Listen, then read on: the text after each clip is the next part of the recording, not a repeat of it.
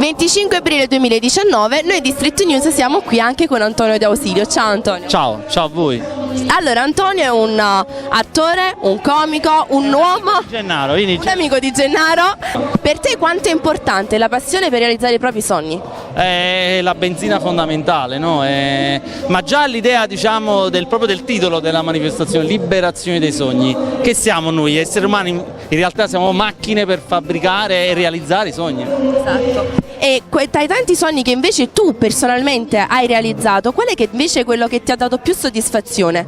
Io lo dico sempre, non è mai il raggiungimento dell'obiettivo che ti cambia, ma è il percorso, cioè quando tu ti giri indietro e dici wow, ci ho fatto tutto e non te ne rendi conto, ma è il viaggio che è la Sono cosa tante piccole soddisfazioni. Sì, è quello, non è che quando alzi la coppa è l'emozione più forte. Un saluto alla Hollywood per questi 12 anni di attività e un saluto anche agli amici di Street News. Che devo dire, la vera Hollywood è a Cimitile, diciamo così. Io Hollywood non la conosco proprio Cimitile, quindi ciao amici!